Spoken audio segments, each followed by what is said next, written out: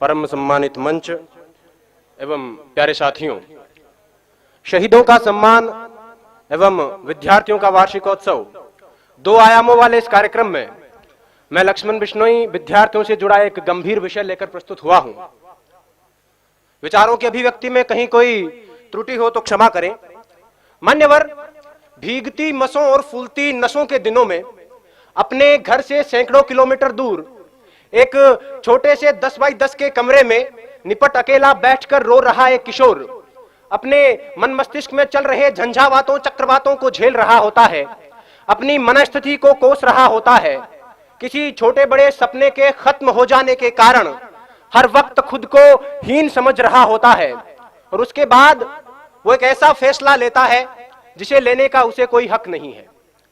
मान्यवर, वो एक खत लिखकर छोड़ता है, फिर इस दुनिया को छोड़ देता है।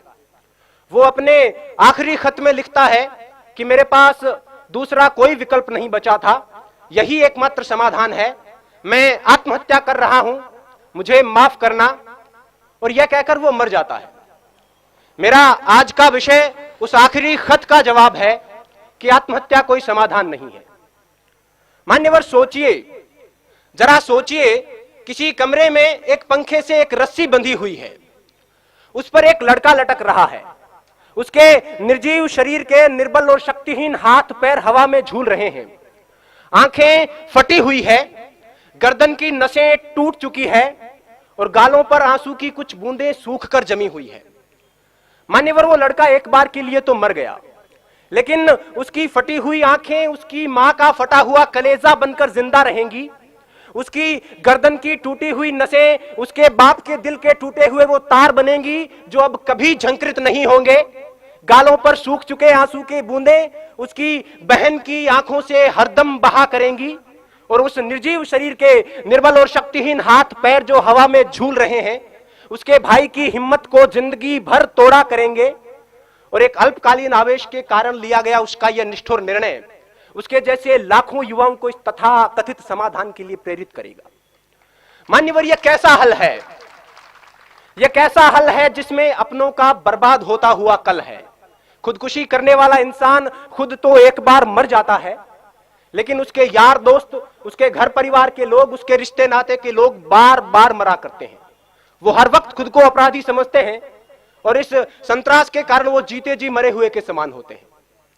मान्यवर, मुझे यह विषय इसलिए उठाना पड़ा क्योंकि पिछले 2 साल में भारत में 4000, राजस्थान में 150, इस शहर में 9 और यहां तक कि इस महाविद्यालय में 5 विद्यार्थी खुदकुशी कर चुके हैं, जिनमें से 3 मेरे अजीज मित्रों में शामिल थे। और इनमें से लगभग 80% आत्महत्याएं छोटी मोटी अकादमिक विफलता के कारण किया गया आत्मघात थी। इन आंकड़ों से उठती हुई चीखें इस विषय की आवाज को उठाना चाहती है। डॉक्टर्स और मनोवैज्ञानिकों का यह कहना है कि अगर उन तक सही वक्त पर किसी प्रकार की मदद, सहानुभूति और मार्गदर्शन पहुंचता तो उनकी जान बचाई जा सकती थी। आंकड़ों का स्पष्ट मानना है कि 10 में से 8 आत्महत्याएं स्पष्ट संकेतों के बाद होती है। उन्हें उनकी बातें सुने। हमारे आसपास में हमारा यह नैतिक दायित्व बनता है कि जो हमारे आसपास में मानसिक तनाव से, मानसिक दबाव से ग्रसित लोग हैं, उनकी बातें सुने, उन पर विश्वास जताएं, उनकी हिम्मत बढ़ाएं। आत्महत्या मनचाही मौत नहीं है, यह अनचाही मौत है। मरना उन्हें भी अच्छा नहीं लगता, लेकिन घबराकर एक क्षणिक आवेश में यह निर्णय ले लिया जाता है। उन्हें यह बताएं कि यह कोई समाधान नहीं है। अब तो घबराकर यह कहते हैं कि मर जाएंगे, मरकर भी चैन नहीं मिला तो किधर जाएंगे। सही वक्त पर उन तक पहुंचाया गया मानसिक प्रोत्साहन उनकी जान बचा सकता है। जो खुदकुशी करना चाहते हैं उनके लिए मेरा यही संदेश है कि जब कभी यह लगने लगे कि अब तो बस आत्महत्या ही एकमात्र उपाय है, खुदकुशी ही एकमात्र समाधान है, तब अपनी आंखें बंद करके अपनी भविष्य दृष्टा कल्पना शक्ति से अपनी मौत का मंजर देखिए।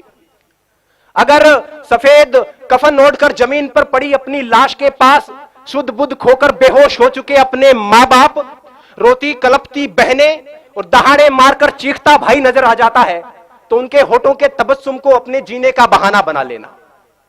अपने शोक, अपने सपने जो आपकी मौत के साथ किसी और मायने में पूरे हो रहे हैं, उन्हें पूरे करने को अपने जीने का बहाना बना लेना।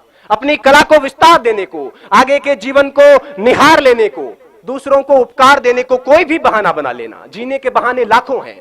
अगर फिर भी कोई बहाना ना मिले तो जैसे बचपन में मास्टर जी की मार से बचने के लिए कोई बहाना गढ़ लिया करते थे, इस बार मौत से बचने के लिए बहाना गढ़ लीजिए, लेकिन मरिए मत।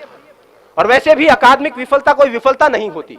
विश्व नायक माने जाने वाले लोग कभी अपने अकादमिक क्षेत्र में सफल नहीं हो पाए थे। जिंदगी यहीं तक नहीं है, सफलता का पैमाना सिर्फ यही नहीं है। Mahatma Gandhi, Gurudev Rabindranath Tagore, Thomas Alva Edison, Newton, Steven Spielberg, Mark Zuckerberg, Sachin Tendulkar, Bill Gates अपनी स्कूल कॉलेज की परीक्षाओं में कभी सफल नहीं रहे थे, लेकिन जीवन में अपने अपने क्षेत्र में उत्कर्ष तक पहुंचे, पराकाष्ठाओं तक पहुंचे। अतः छोटी मोटी विफलताओं को दिल से न लगाएं, छोटे मोटे सपनों के पीछे जीवन बर्बाद न करें। गोपाल दास नीरज जी की पंक्तियां हैं कि छिप छिप अश्रु बहाने वालों, छिप छिप अश्रु बहाने वालों, मोती व्यर्थ लुटाने वालों, कुछ सपनों के मर जाने से जीवन नहीं मरा करता है। सपना क्या है? सपना क्या है? नयन सेज पर सोया हुआ आंख का पानी, और उसका टूटना जूं जागे कच्ची नींद जवानी, गीली उम्र बनाने वालों, डूबे बिना नहाने वालों, कुछ पानी के बह जाने से सावन नहीं मरा करता है, चंद खिलौने खो जाने से बचपन नहीं मरा करता है, कुछ दीपों के बुझ जाने से आंगन नहीं मरा करता है, कुछ मुखड़ों की नाराजी से दर्पण नहीं मरा करता है, कुछ सपनों के मर जाने से जीवन नहीं मरा करता है।